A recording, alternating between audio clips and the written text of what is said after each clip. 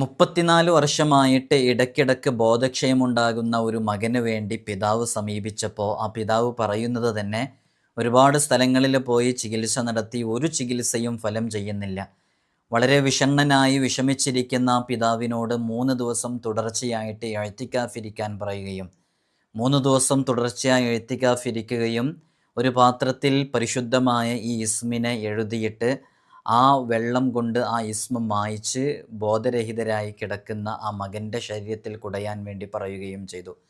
അള്ളാഹുവിൻ്റെ അപാരമായ ഖുദ്റത്ത് കൊണ്ട് അവരുടെ ശരീരത്തിലുണ്ടായിരുന്ന ആ പിശാച് നശിക്കുകയും പിന്നീട് 34 വർഷമായിട്ടുണ്ടായിരുന്ന ആ ബോധക്ഷയം, ഇടയ്ക്കിടയ്ക്ക് വരുന്ന ആ ബോധക്ഷയം ഇതുവരെ ഉണ്ടായിട്ടില്ല എന്നും അള്ളാഹുവിൻ്റെ അസ്മാ ഉൽ ഹുസ്നയിലെ ചില ഇസ്മുകളുടെ സവിശേഷമായ പ്രത്യേകതയാണിത്. ഈ ഇസ്മ് ഒരുപാട് വിഷയങ്ങൾക്ക് നമുക്ക് ഉപയോഗിക്കാവുന്ന ഇസ്മാണ്. ഷെയ്ത്വാനെ ഒരിക്കലും കീഴ്പ്പെടുത്താൻ കഴിയാതെ പലതും വിളിച്ചു പറയുന്ന പല സംഭവങ്ങളും പലപ്പോഴും നിങ്ങളുടെയൊക്കെ അനുഭവങ്ങളിൽ ഉണ്ടായിട്ടുണ്ടായിരിക്കാം. പല സന്ദർഭങ്ങളിലും അവർ എവിടെയെങ്കിലുമൊക്കെ കൊണ്ടുപോകുമ്പോൾ ഇളകിയിട്ട് അവർ എന്തെല്ലോ വിളിച്ചു പറയും. എന്നാൽ നമ്മളതിനെക്കുറിച്ച് അന്വേഷിക്കാൻ നിൽക്കുമ്പോൾ നമുക്കതിന് കഴിയുന്നില്ല.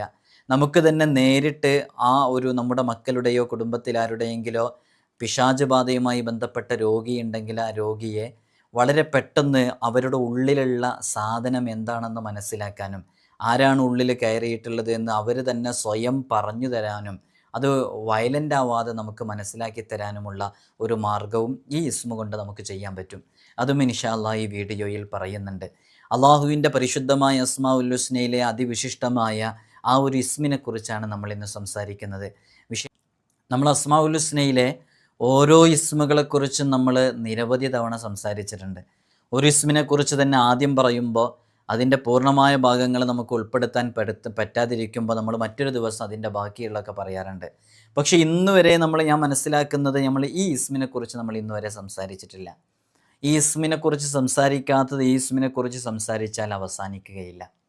ഇത് നമുക്ക് പറഞ്ഞൊതുക്കാൻ കഴിയാത്ത അത്രമേൽ സവിശേഷമായൊരു ഇസ്മാണ്. ഇൻഷാ അല്ലാഹ് അള്ളാഹുവിൻ്റെ പരിശുദ്ധമായ ഇസ്മ എന്ന് നമ്മൾ പറയുമ്പോൾ തന്നെ നമ്മൾ എപ്പോഴും അള്ളാഹ് എന്ന് പറയാൻ വേണ്ടിയിട്ട് അതൊരു ദിക്റാണ്. അള്ളാഹുവിൻ്റെ ഈ അസ്മാ ഉൽ ഹുസ്നയിലെ ഏറ്റവും മഹത്തായ നാമം അള്ളാഹ് എന്ന് പറയുന്നതാണ് എന്ന് മഹാന്മാരൊക്കെ പറഞ്ഞിട്ടുണ്ട്. മഹാനരായ ഖുതുബുൽ അഖ്താബ് ഷെയ്ഖ് ജിലാനി തങ്ങളൊക്കെ ഇസ്മുൽ അഅ്ലം അള്ളാഹ് എന്നുള്ള പദമാണെന്ന് അഭിപ്രായപ്പെട്ടവരാണ്. അപ്പോൾ നമ്മളിന്ന് അള്ളാഹ് എന്ന് പറയുന്ന പദത്തിനെ കുറിച്ചാണ് നമ്മൾ സംസാരിക്കുന്നത്. നിങ്ങൾ വീഡിയോ പൂർണ്ണമായിട്ടും കാണണം. നമ്മൾ ഒരുപാട് ഇസ്മുകളെക്കുറിച്ച്, ലത്തീഫിനെ കുറിച്ച്, ഫത്താഹിനെ കുറിച്ച്, ഖബീറിനെ കുറിച്ച്, അലീമിനെ കുറിച്ചൊക്കെ പറയുമ്പോൾ അള്ളാഹ് എന്നുള്ള ഇസ്മിനെ കുറിച്ച് പറയുമ്പോഴും കൃത്യമായി കേൾക്കണം. ഒരുപാട് പ്രയോഗങ്ങൾ ഇതിനുണ്ട്. ആദ്യമായിട്ട് ഇതിൻ്റെ വിഷയങ്ങളിലേക്ക് നമുക്ക് വരാം. പ്രപഞ്ചമഖിലമത്രയും സൃഷ്ടിക്കുകയും പരിപാലിക്കുകയും ചെയ്യുന്ന മഹാശക്തിയുടെ പേരാണ് അള്ളാഹ് എന്നുള്ളത്. ആ മഹാശക്തിയുടെ നാമമാണ് അള്ളാഹ് എന്നുള്ളത്. ഒരു പരിതസ്ഥിതിയിലും ഈ ഒരു നാമം മറ്റൊരാൾക്കും നൽകാൻ പാടുള്ളതല്ല. അങ്ങനെ ചെയ്താൽ അത് കടുത്ത ധിക്കാരവും തികഞ്ഞ ദൈവനിന്ദയുമായി തീരും. ഇലാഹിനെ, അള്ളാഹുവിനെ ധിക്കരിക്കലായിത്തീരും അങ്ങനെ ചെയ്യുന്നത്. അള്ളാഹുവിൻ്റെ മറ്റു നാമങ്ങൾ നമുക്കിപ്പോൾ അർ റഹ്മാൻ, അർ റഹീം, അൽ മലിക്, അൽ ഖുദ്ദൂസ്, അസ്സലാം, അൽ മുഅ്മിൻ, ഇതൊക്കെ പലപ്പോഴും മറ്റുള്ളവർക്ക് നമ്മൾ കാണാറുണ്ടല്ലേ. സലാം എന്ന് നമ്മൾ പറയാറുണ്ട്. സലാമാക്ക, സലാംക്ക അല്ലേ, സലാം എന്ന് പേരിടാറുണ്ട്. അത് ശരിക്കും അബ്ദുസ്സലാം എന്നാണ് അല്ലേ. അബ്ദുസ്സലാം എന്ന് പറഞ്ഞാൽ സലാമിൻ്റെ അടിമ, അള്ളാഹുവിൻ്റെ അടിമ. സലാം എന്നുള്ള അള്ളാഹുവിൻ്റെ പേരാണല്ലോ. അപ്പോൾ സലാം എന്നുള്ള പേരുണ്ട്, റഊഫ് എന്നുള്ള പേരുണ്ട്. ഇതൊക്കെ അള്ളാഹുവിൻ്റെ നാമങ്ങളാണ്. പക്ഷേ ഇതൊക്കെ നമ്മൾ മറ്റുള്ളവരിലേക്ക് കൊടുക്കാറുണ്ട്, മറ്റുള്ളവരിലേക്ക് അബദ് ചേർത്തിട്ട് നമ്മൾ ഇടാറുണ്ട്. പക്ഷേ അള്ളാഹ് എന്നുള്ള പേര് അതൊരാൾക്കും ഇന്ന് വരെ നമ്മൾ കേട്ടിട്ടില്ല, അങ്ങനെ ആർക്കും ഇടാറുമില്ല. അങ്ങനെ ചില ആളുകളൊക്കെ ധിക്കാരമുള്ള രൂപത്തിൽ അങ്ങനെയൊക്കെ അള്ളാഹുവിൻ്റെ പേരുകൾ പലർക്കും നമ്മൾ പല പേരുകളും കാണുമെങ്കിലും അള്ളാഹ് എന്ന അള്ളാഹുവിൻ്റെ സവിശേഷമായ ആ ഉണ്മയെയും അതേപോലെ തന്നെ അവൻ്റെ ഇലാഹാകാനുള്ള ആ ഒരു ഇതിനൊക്കെ ചേർത്തിയിട്ടുള്ള ആ മഹത്തായ നാമം ഇതുവരെ നമ്മൾ ഒരാൾക്കും കണ്ടിട്ടില്ല. ധിക്കാരികൾക്ക് പോലും അതിന് ധൈര്യം വന്നിട്ടില്ല അള്ളാഹ് എന്ന് പറയാൻ. പലരും പല സന്ദർഭങ്ങളിലും പല ബോധം മറിഞ്ഞ സമയത്തൊക്കെ പറഞ്ഞിട്ടുണ്ടെങ്കിലും അല്ലാതെ എന്ത് ഉണ്ടായിട്ടില്ല. അള്ളാഹ് എന്ന് ഒരാൾക്കും നമ്മൾ ഇന്ന് വരെ പേരങ്ങനെ പൊതുവേ കണ്ടിട്ടില്ല. പക്ഷെ ഇതിനൊക്കെ വിപരീതമായിട്ട് ഒരു സ്ത്രീ അതിന് ഒരുമ്പിട്ടിറങ്ങുകയും അതിൻ്റെ തിക്തഫലം ഈ ദുനിയാവിൽ വെച്ച് തന്നെ, ഈ ഭൗതിക ലോകത്ത് വെച്ച് തന്നെ അവരനുഭവിക്കുകയും ചെയ്തു എന്നുള്ള ഒരു സംഭവമൊക്കെ നമ്മൾ മുമ്പ് കേട്ടിട്ടുണ്ട്. അപ്പോൾ അതുകൊണ്ടൊക്കെയാണ് ഈ നാമം മറ്റൊരാൾക്കും ഉപയോഗിച്ച് കാണാത്തത്. ഇത് അള്ളാഹുവിൻ്റെ സവിശേഷമായ പ്രത്യേകതകൾ മാത്രമുള്ള നാമമാണ്. ഇപ്പോൾ സലാം എന്ന് പറയുമ്പോഴും റഊഫ് എന്ന് പറയുമ്പോഴും ഫത്താഹ് എന്ന് പറയുമ്പോഴൊക്കെ ഇതിൻ്റെ വിശേഷണങ്ങളൊക്കെ സൃഷ്ടികളിലുമുണ്ട്. ഇപ്പോൾ ഓരോ ഇസ്മുകളും നമ്മൾ എടുത്തു നോക്കുമ്പോൾ സലാം എന്ന് പറയുമ്പോൾ ആ രക്ഷകൻ എന്ന അർത്ഥത്തിനാണെങ്കിൽ ആ ഒരു അർത്ഥം അള്ളാഹുവിലേക്കും ചേർത്തി പറയാം, സൃഷ്ടിയിലേക്കും ചേർത്തി പറയാം. പക്ഷെ അള്ളാഹുവിലേക്ക് ചേർത്തി പറയുമ്പോഴുള്ള അർത്ഥമല്ല സൃഷ്ടിയിലേക്ക് ചേർത്തി പറയുമ്പോഴുണ്ടാകുന്നത്, അല്ലേ? നമ്മളിവിടെ രക്ഷപ്പെടുത്തുന്നവൻ എന്ന് പറയുമ്പോൾ നമ്മളിവിടെ മനസ്സിലാക്കുന്നത് എങ്ങനെയാണ്? നമ്മളൊരാളെ രക്ഷപ്പെടുത്തുന്ന പറയുമ്പോൾ നമ്മളൊരാൾ നമ്മളോടൊരു കടം കൊടുത്ത പൈസ തിരിച്ചു ചോദിക്കാൻ വേണ്ടി വന്നിരുന്ന 5000 രൂപ. അപ്പോൾ നമ്മുടെ സുഹൃത്ത് പെട്ടെന്ന് നമ്മളെ കയ്യിലില്ലാത്ത സമയത്ത് നമുക്കൊരു 5000 രൂപ തന്നു. അപ്പോൾ നമ്മൾ 5000 രൂപ തന്നപ്പോൾ അയാൾക്കത് കൊടുത്തു. അയാൾക്ക് കൊടുത്തപ്പോൾ നമ്മളെ കടത്തിൽ നിന്ന് രക്ഷപ്പെടുത്തി. യഥാർത്ഥത്തിൽ രക്ഷപ്പെടുത്തിയത് അള്ളാഹുവാണ്. പക്ഷേ ഒരു സബബ് ഉണ്ടാവും, അതിനൊക്കെ ഒരു കാരണം. അള്ളാഹു ഡയറക്റ്റ് നിങ്ങളുടെ കയ്യിൽ കൊണ്ടു തരൂലല്ലോ. അതിനൊരു കാരണങ്ങളിലൂടെയാണ് അള്ളാഹു എത്തിക്കുക. ആ കാരണമായിട്ട് ഇവിടെ പ്രവർത്തിച്ചു എന്ന അർത്ഥത്തിലാണ് സലാം എന്നുള്ളത്. നമ്മുടെ കൂട്ടുകാരനായ സലാമിന് നമ്മളങ്ങനെ അങ്ങനെ കൊടുത്തതല്ലേ. അപ്പോൾ അവനെ രക്ഷപ്പെടുത്തുന്നവൻ എന്ന് പറയാൻ പറ്റും. അപ്പോൾ ആ രൂപത്തിൽ സൃഷ്ടിക്കും അള്ളാഹുവിനും ഉപയോഗിക്കാവുന്ന, എന്നാൽ അർത്ഥത്തിൽ കടലും കടലാടിയും അജഗജാന്തരം വ്യത്യാസമുള്ള ഉപയോഗങ്ങളൊക്കെ വരാറുണ്ടല്ലേ. അള്ളാഹുവിൻ്റെ രക്ഷപ്പെടുത്തുന്നതും സൃഷ്ടിയുടെ രക്ഷപ്പെടുത്തുന്നതും വലിയ വ്യത്യാസങ്ങളുണ്ട്. എന്നാൽ അള്ളാഹ് എന്ന് പറയുന്ന പദത്തിൻ്റെ അർത്ഥങ്ങൾ അത് കൃത്യമായി അള്ളാഹുവിൽ മാത്രം സംക്ഷിപ്തമായതാണ്. അത് മറ്റുള്ളവരിലേക്ക് ഉപയോഗിക്കുകയേയില്ല. ഉണ്ടാവൽ നിർബന്ധമായ ഒരു റാത്തിൻ്റെ പേരാണ് അള്ളാ എന്നുള്ളത്. ഒരു തടിയുടെ, ഒരു റാത്തിൻ്റെ, ഒരു സത്തയുടെ പേരാണ് അള്ളാ എന്നുള്ളത്. അപ്പോൾ ഇലാഹ് എന്ന പദമാണ് യഥാർത്ഥത്തിൽ അള്ളാ എന്നുള്ളതിൻ്റെ ബേസിക് ഫോം ഇലാഹ് എന്നുള്ളതാണ്. അപ്പോൾ ഈ ഇലാഹ് എന്നുള്ളതിലേക്ക്, ഇലാഹ് എന്ന് പറഞ്ഞാൽ ഈ ഭൂമി ലോകത്ത് ആരാധിക്കപ്പെടുന്ന വസ്തുവുണ്ടോ, ദൈവങ്ങളായിട്ട് കൽപ്പിക്കപ്പെടുന്നതുണ്ടോ, അതിനൊക്കെ ഇലാഹ് എന്ന് പറയും. അപ്പോൾ അത് എല്ലാ ദേവങ്ങളും ദേവിഗണങ്ങളും ഇങ്ങനത്തെ ആരാധിക്കപ്പെടുന്ന വസ്തുക്കളും ദൈവങ്ങളായിട്ട് കൽപ്പിക്കപ്പെടുന്നൊക്കെ ഇലാഹ് എന്ന അർത്ഥത്തിൻ്റെ പരിധിയിൽപ്പെടും. പക്ഷെ അതിനോടുകൂടെ അൽ എന്ന് ചേരുമ്പോൾ അൽ ഇലാഹ് എന്നായി. അത് കൂട്ടി ഉച്ചരിക്കുമ്പോൾ അതിൻ്റെ ലുഗത്തനുസരിച്ച്, ഗ്രാമർ അനുസരിച്ച് അതിൽ ചില തിരുത്തലുകളൊക്കെ വന്നിട്ടാണ് അള്ളാ എന്നാകുന്നത്. അപ്പം നിങ്ങൾക്കതിൻ്റെ ബേസിക് ഫോം മനസ്സിലായില്ലേ? ഇത് ശരിക്കും ഇലാഹ് എന്നായിരുന്നു. പിന്നെ അതിലേക്ക് അൽ എന്നുള്ള പദം ചേർന്നു. അൽ എന്നുള്ള പദം ചേർന്നപ്പോൾ അത് അൽ ഇലാഹ് എന്നായി.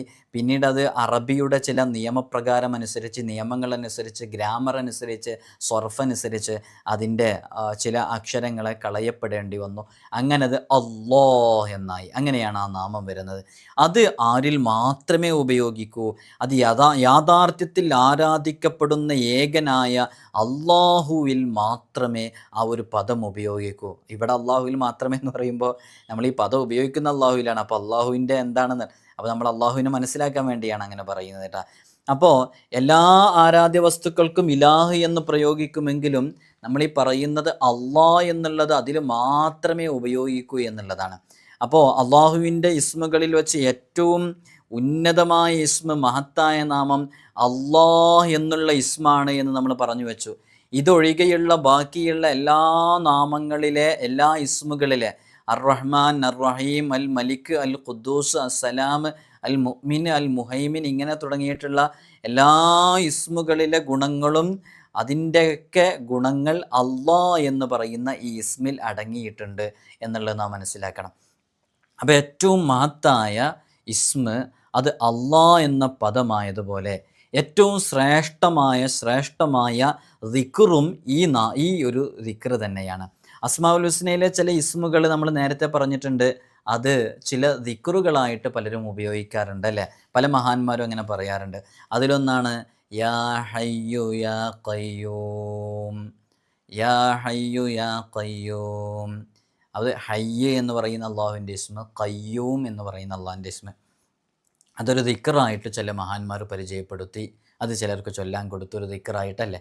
അതേപോലെ അള്ളാഹുവിൻ്റെ ഏറ്റവും ശ്രേഷ്ഠമായ ഇസ്മ് അള്ളാഹ് എന്നുള്ള പദമായതുപോലെ തന്നെ ഏറ്റവും ശ്രേഷ്ഠമായിട്ടുള്ള ദിക്റും അള്ളാഹ് എന്നുള്ള ദിക്റാണ്. കാരണം ഇത് പരമോന്നത സത്തയുടെ അള്ളാഹുവിൻ്റെ അങ്ങേയറ്റത്തെ ആ ദാത്തിനെ സൂചിപ്പിക്കുന്ന പദമായതുകൊണ്ടാണ് അതങ്ങനെയായത്. അപ്പോൾ എല്ലാ നാമങ്ങളും ഇസ്മുകളും ഈ അള്ളാഹ് എന്നതിലേക്ക് മടങ്ങുന്നു എന്നുള്ളതാണ്. വിശുദ്ധ ഖുർആനിൽ അള്ളാഹു എന്നുള്ള പദം എത്ര തവണ പ്രയോഗിച്ചിട്ടുണ്ടെന്നറിയോ? 2360 തവണ അള്ളാഹ് എന്നുള്ള പദം പ്രയോഗിച്ചിട്ടുണ്ട്. ഇത് കേട്ടയാളുകൾ 2360 തവണ അള്ളാഹ് എന്ന് ഖുർആനിൽ ഉപയോഗിച്ചിട്ടുണ്ട്, വന്നിട്ടുണ്ട് എന്ന് താഴെ കമൻറ്റിൽ എഴുതുക. മറ്റുള്ളവരത് പഠിക്കാൻ കാരണമാകും. എന്താണ് എല്ലാവരും ഇതിങ്ങനെ എഴുതുന്നത്? പിന്നെ ഇതൊക്കെ എല്ലാവരും മുഴുവനായിട്ട് കേൾക്കുന്നുണ്ടോയെന്ന് നമുക്ക് മനസ്സിലാക്കാനും സാധിക്കും.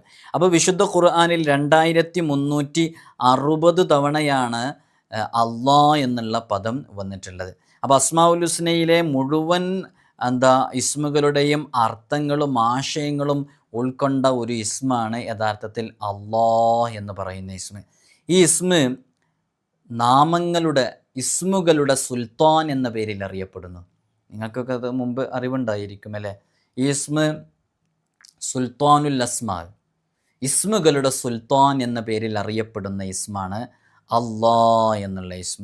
ഇനി ഈ ഇസ്മിൻ്റെ മറ്റൊരു ഭാഗം നമ്മൾ മനസ്സിലാക്കിയാൽ അംഫാസിയായ ചില ദിക്റുകളുണ്ട്. അംഫാസിയായ ദിക്റുകൾ എന്ന് പറഞ്ഞാൽ പ്രത്യേകം മനസ്സിലാക്കണം, നമ്മൾ ചുണ്ടുകൾ ചലിപ്പിച്ച് നാക്കുകൾ ചലിപ്പിച്ച് പറയാതെ നഫ്സിയായ നമ്മുടെ ശരീരത്തിൻ്റെ ഉള്ളിൽ നിന്ന് ഖൽബിയായ ചില ദിക്റുകൾ, അതിൽപ്പെട്ട ഒരു ദിക്റാണ് യഥാർത്ഥത്തിൽ അള്ളാഹ് എന്നുള്ള ദിക്ർ. ഇത് മഹാന്മാരൊക്കെ പറഞ്ഞിട്ടുണ്ട്.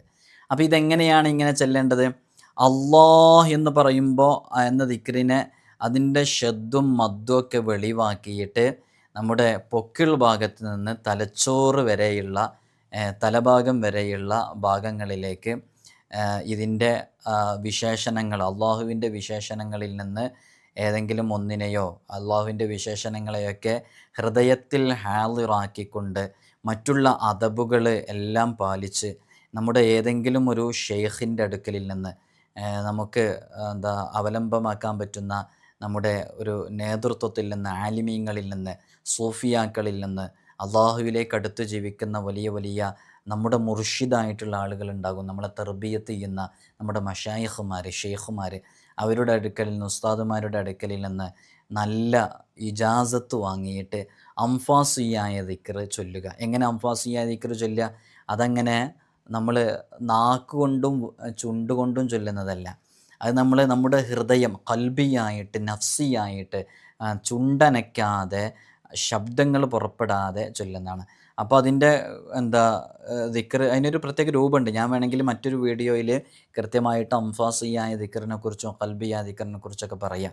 അപ്പോൾ അവിടെ ഇങ്ങനെ ഇത് പറയുമ്പോൾ ചിലപ്പോൾ നമുക്ക് കേൾക്കില്ല, അതൊരു പ്രത്യേക മൂളക്കം പോലെയായിരിക്കും ഉണ്ടായിരിക്കുക. നിങ്ങൾ ആദ്യമായിട്ടാണ് അത്തരം ദിക്റുകളെ കുറിച്ച് കേൾക്കുന്നത്. അപ്പോൾ അങ്ങനെ മഹാന്മാരൊക്കെ ദിക്ർ ചൊല്ലിയിരുന്നു. ഇപ്പോഴും ചില റാത്തീബുകളിലൊക്കെ അംഫാസിയായ ദിക്റുകളുണ്ട്. നിങ്ങൾ അറിയാവുന്ന റാത്തീബുകളിൽ നിങ്ങൾക്കറിയാവുന്നവരുണ്ടെങ്കിൽ പറയൂ. നമ്മൾ ആ വിഷയം കൃത്യമായിട്ട് ഇവിടെ പറയാത്തത്, നമ്മൾ ആ വിഷയം പ്രത്യേകമായിട്ട് അത്തരം ദിക്റുകൾ പറയുമ്പോൾ നമ്മൾ പറയാം.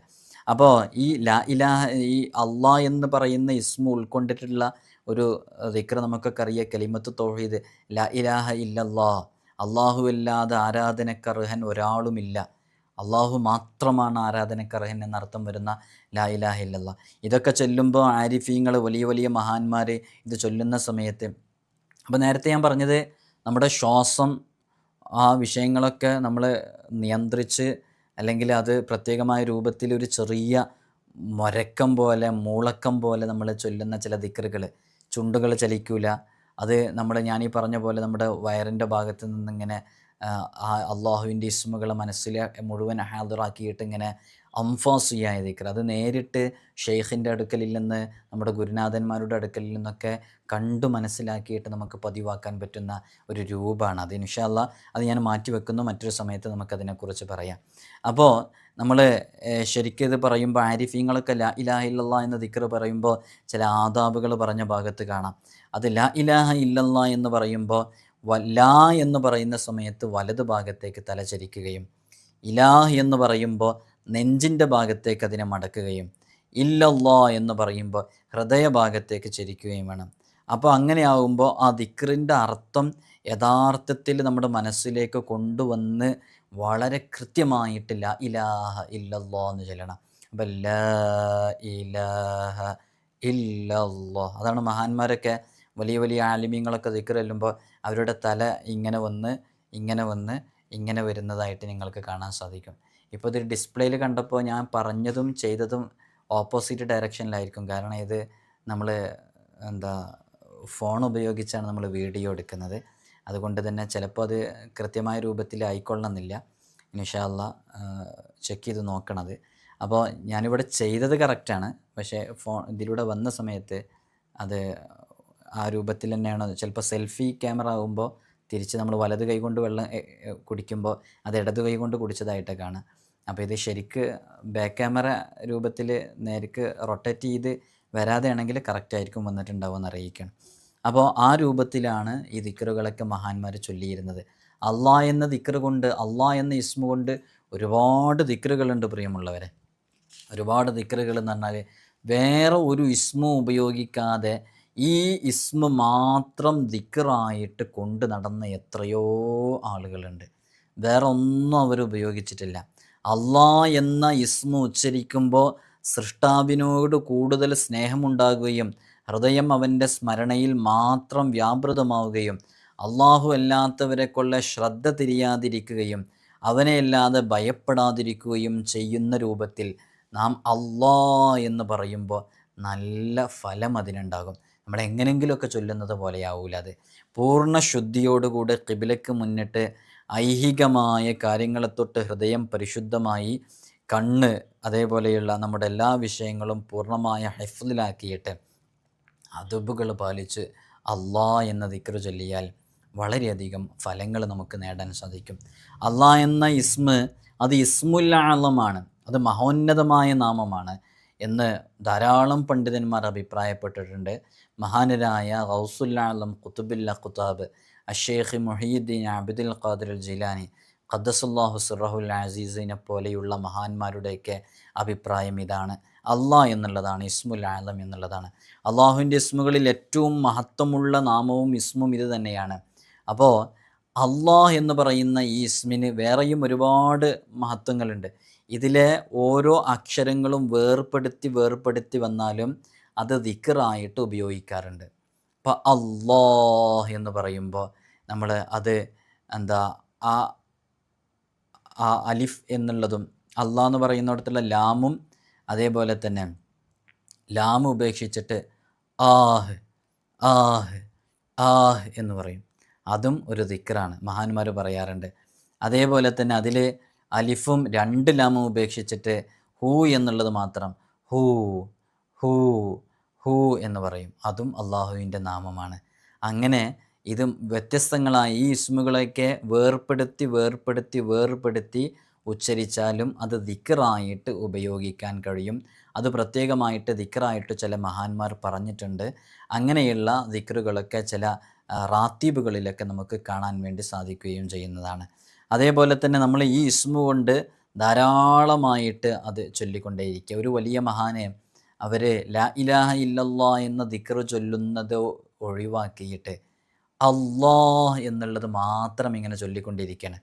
അപ്പോൾ അവരോട് അവരുടെ ഗുരുവര്യർ ചോദിക്കുന്നുണ്ട്, നിങ്ങളെന്താണ് അള്ളാഹ് എന്നുള്ളത് മാത്രം ചൊല്ലുന്നു, ലാ ഇലാഹ ഇല്ലല്ലാ എന്നുള്ളത് ചൊല്ലാതെ അള്ളാഹ് എന്ന് മാത്രം എന്തുകൊണ്ട് ചൊല്ലുന്നു എന്ന് ആ മഹാനോട് ചോദിച്ചപ്പോൾ അവർ പറയുന്നത്, എൻ്റെ ശ്വാസം ഞാൻ എടുക്കുന്നതും അത് പുറത്തേക്ക് വിടുന്നതൊക്കെ അള്ളാഹു നൽകിയ കഴിവുകൊണ്ടാണ്.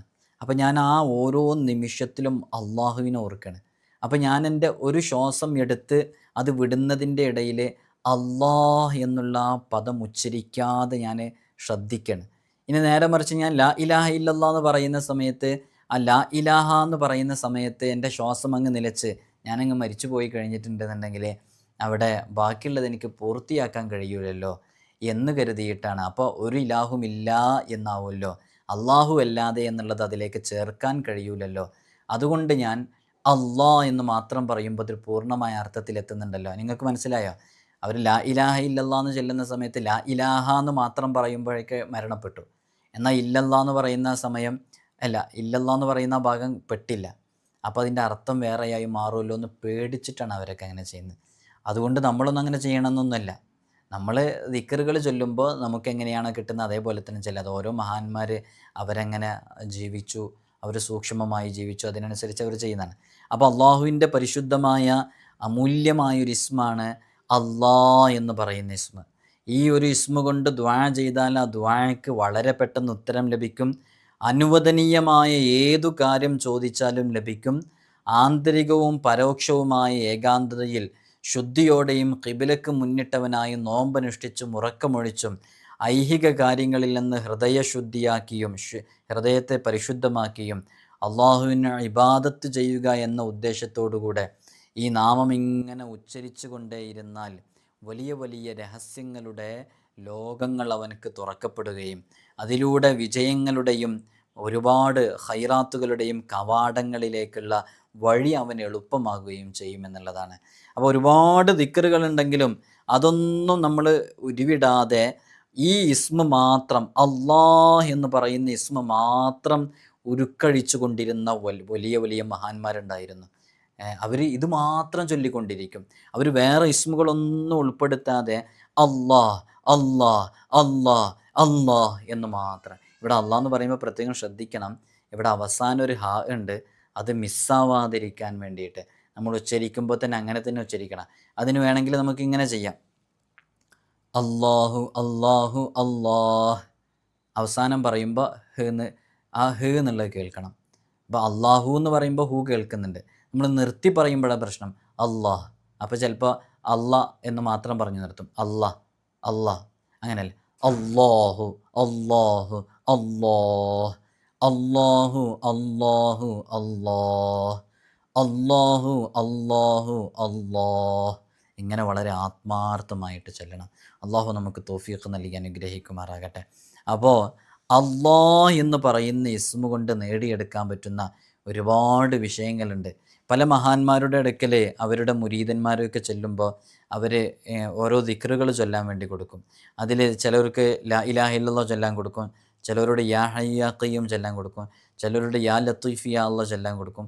അങ്ങനെ ഒരുപാട് ഇസ്മുകൾ കൊടുക്കുന്ന സമയത്ത് അപ്പോഴൊക്കെ പലരും പറയുന്നതാണ് അള്ളാഹ് എന്നുള്ളത് ചേർത്തി പറയണം എന്നുള്ളത്. അത് അത്രമേൽ ശ്രേഷ്ഠതയുണ്ടായതുകൊണ്ടാണ്. അപ്പോൾ അള്ളാഹുവിൻ്റെ പരിശുദ്ധമായ അസ്മാഉൽ ഹുസ്നയിലെ ഒരുപാട് ഇസ്മുകളുണ്ടെങ്കിലും അള്ളാഹ് എന്ന് പറയുന്ന ഇസ്മിൽ ബാക്കിയുള്ള എല്ലാ ഇസ്മിൻ്റെയും മഹത്വങ്ങളും അതിൻ്റെ അർത്ഥങ്ങളും അതിൻ്റെ ഗുണങ്ങളും എല്ലാം ഉൾക്കൊണ്ടിട്ടുണ്ട് എന്നുള്ളത് വളരെയധികം മനസ്സിലാക്കണം. ഇതുകൊണ്ടുള്ള നിരവധി അമലുകളുണ്ട്. ഞാൻ ഓരോന്നും പറഞ്ഞു കഴിഞ്ഞിട്ടുണ്ടെന്നുണ്ടെങ്കിൽ അത് വലിയ കുറച്ചും കൂടി ദീർഘമായി പോകും. അതുകൊണ്ടാണ് പറയാത്തത്. അത് പറയാൻ വേണ്ടിയിട്ട് ഇൻഷാ അല്ലാഹ് മറ്റൊരു സമയം നമ്മൾ ഉപയോഗപ്പെടുത്തും എന്ന് ഓർമ്മപ്പെടുത്തുകയാണ്. ഇനി ഈ ഇസ്മിനെ ഒരാൾ 217 തവണ എഴുതുകയും അത് ഉരുവിട്ടുകൊണ്ട് അതിനെ ചുമന്നു കൊണ്ടുപോയി നടക്കുകയും ചെയ്താൽ വലിയ അത്ഭുതങ്ങൾ അവരുടെ ജീവിതത്തിൽ സംഭവിക്കുമെന്നുള്ളതാണ്. അപ്പോൾ ഒരുപാട് റിയാദകളൊക്കെ ഉണ്ട് അത് ചെയ്യാൻ വേണ്ടിയിട്ട്. നമുക്ക് സാധാരണയായിട്ട് ചെയ്യാൻ പറ്റുന്ന ചില അമലുകൾ 1-2 അമലുകൾ ഇൻഷാ അല്ലാഹ് നമ്മളിതിൽ സൂചിപ്പിക്കുന്നുണ്ട്. അള്ളാഹ് എന്ന് പറയുന്ന ഇസ്മിൻ്റെ അദദ് 66 ഇസ്മുൽ ആളം കൊണ്ട് ദുആ ചെയ്ത് കഴിഞ്ഞാൽ അതിന് വലിയ ഇജാബത്തുണ്ട് എന്നുള്ളത് നമ്മൾ പലപ്പോഴും പറഞ്ഞിട്ടുണ്ട്. നമ്മളിതിൻ്റെ തുടക്കത്തിൽ ബോധരഹിതനായി 34 വർഷം ബോധരഹിതനായിട്ടുള്ള ഒരു മകൻ്റെ വിഷയത്തിനൊരു പിതാവിന് വേണ്ടി ഒരു വലിയ മഹാൻ നിർദ്ദേശിച്ചു കൊടുത്ത ഒരു അമലായിരുന്നു ആ അമൽ. അതെങ്ങനെയാണെന്ന് ചോദിച്ചാൽ അവരത് ആ ഇസ്മിനെ അത് കൃത്യമായിട്ട് എഴുതാൻ വേണ്ടി പറയുകയും അത് എഴുതി മായ്ച്ച വെള്ളം ആ കുട്ടിയുടെ ശരീരത്തിൽ കുടയാൻ വേണ്ടി പറയുകയും അതങ്ങനെ കുടഞ്ഞ സമയത്ത് ആ പിശാച് നശിക്കുകയും പിന്നീട് ആ ബോധക്ഷയം ഇടയ്ക്കിടയ്ക്ക് സംഭവിക്കുന്നത് ഉണ്ടായിട്ടില്ല. അള്ളാഹുവിൻ്റെ അള്ളാഹ് എന്ന് പറയുന്ന ആ ഇസ്മിൻ്റെ ഒരു പവിത്രത എത്രമേൽ മഹത്വമുള്ളതാണ്. ഈ പിശാചിനെയൊക്കെ ബന്ധസ്ഥനാക്കാൻ ആരെങ്കിലും ഉദ്ദേശിക്കുന്നുണ്ടെങ്കിൽ അള്ളാഹ് എന്ന ഇസ്മിലെ അക്ഷരങ്ങൾ ഒരു പ്രത്യേക രൂപത്തിൽ എഴുതിയിട്ട് അതൊരു തുണിക്കഷ്ണത്തിലാണ് എഴുതേണ്ടത്. ഒരു പ്രത്യേക കളറുള്ള തുണിക്കഷ്ണത്തിൽ അതെഴുതിയിട്ട് അതിൻ്റെ ഒരു ഭാഗം കരിച്ചു കളഞ്ഞ് അത് രോഗിയെ മണപ്പിച്ചു കഴിഞ്ഞാൽ ഷെയ്ത്വാനെ കീഴ്പ്പെടുത്താനും നശിപ്പിക്കാനും ആ രോഗിയിലൂടെ ആ ഷെയ്ത്വാൻ്റെ ആ രോഗിയുടെ ഉള്ളിലുള്ള ഷെയ്ത്വാൻ്റെ ഹാലെന്താണ്, ആ ഷെയ്ത്വാനെ സംസാരിപ്പിക്കാനും ആ ഷെയ്ത്വാൻ ഏത് രൂപത്തിലുള്ളതാണ്, എങ്ങനെയാണ് ഒഴിഞ്ഞു പോകുക തുടങ്ങിയ കാര്യങ്ങളൊക്കെ ആ രോഗിയിലൂടെ തന്നെ നമുക്ക് മനസ്സിലാക്കാനും സാധിക്കും. അള്ളാഹു നമുക്ക് കാര്യങ്ങൾ കൃത്യമായി പഠിക്കാനും മനസ്സിലാക്കാനുമുള്ള തൗഫീഖ് നൽകി അനുഗ്രഹിക്കുമാറാകട്ടെ. ഈ ഇസ്മ അബ്ദുള്ള, അബ്ദുറഹ്മാൻ എന്നു പേരുള്ളവർക്കൊക്കെ ഈ ഇസ്മ കൂടുതൽ ഫലം ചെയ്യുന്ന ഇസ്മ കൂടെയാണ്. അള്ളാഹുവിന് ഏറ്റവും ഇഷ്ടമുള്ള 2 നാമങ്ങളാണ് അഹബ്ബുൽ അസ്മാ ഇലല്ലാഹി തആല അബ്ദുല്ലാഹി വ അബ്ദുറഹ്മാൻ. നമുക്കൊക്കെ അറിയാം അള്ളാഹുവിന് ഏറ്റവും ഇഷ്ടമുള്ള 2 നാമങ്ങളാണ് അഹബ്ബുൽ അസ്മാ ഇലല്ലാഹി തആല അബ്ദുല്ലാഹി വ അബ്ദുറഹ്മാൻ. അബ്ദുല്ല എന്നുള്ളതും അബ്ദുറഹ്മാൻ എന്നുള്ളതും അള്ളാഹുവിന് ഏറ്റവും ഇഷ്ടമുള്ള 2 നാമങ്ങളാണ്. ഈ നാമങ്ങളുള്ളവർക്ക് ഈ ഇസ്മ കൂടുതൽ ഫലം ചെയ്യും. അബ്ദുല്ല, അതേപോലെ മുഹമ്മദ്, അബ്ദുല്ല, അബ്ദുറഹ്മാൻ, ഈ 3 നാമങ്ങളുള്ളവർക്ക് ഇതിൻ്റെ അതത് 66ആണ്. എങ്ങനെ 66? അലിഫ് എന്നുള്ളത് 1ആണ്, ലാം എന്നുള്ളത് 2 ഉണ്ട്, അത് 60ആണ്, ഹ എന്നുള്ളത് 5ആണ്. പിന്നെ അപ്പോൾ 1ഉം 60ഉം 61ഉം 5ഉം 66. അപ്പോൾ അള്ളാഹ് എന്ന് പറയുന്ന ഇസ്മിൻ്റെ അതത് 66ആണ്. അള്ളാഹ് എന്നുള്ള ഇസ്മും നിങ്ങൾ ബാക്കിയുള്ള ഇസ്മുകളൊക്കെ നിങ്ങളുടെ ജീവിതത്തിലേക്ക് ചേർത്ത് പിടിച്ചതുപോലെ ചേർത്ത് പിടിക്കുക. അള്ളാഹ് എന്ന് പറയുന്ന ഇസ്മ് അംഫാസിയായ ദിക്റുകളിൽപ്പെട്ടതാണ്. അതെങ്ങനെയാണ് ചെയ്യേണ്ടത്, എങ്ങനെയാണ് ഓതേണ്ടത് എന്നുള്ളത് ഇൻഷാ അല്ലാഹ് കൃത്യമായി നമ്മൾ വിശദീകരിക്കും. അള്ളാഹു സുബ്ഹാനഹു വ തആല കാര്യങ്ങൾ കൃത്യമായി പഠിക്കാനും മനസ്സിലാക്കാനും ജീവിതത്തിലേക്ക് പകർത്താനുമുള്ള തൗഫീഖ് നമുക്ക് നമ്മോട് ബന്ധപ്പെട്ടവർക്കൊക്കെ നൽകി അനുഗ്രഹിക്കുമാറാകട്ടെ. എല്ലാവരും ദുആ ചെയ്യണം. അസ്സലാമു അലൈക്കും വറഹ്മത്തുള്ളാഹി വബറകാതുഹു.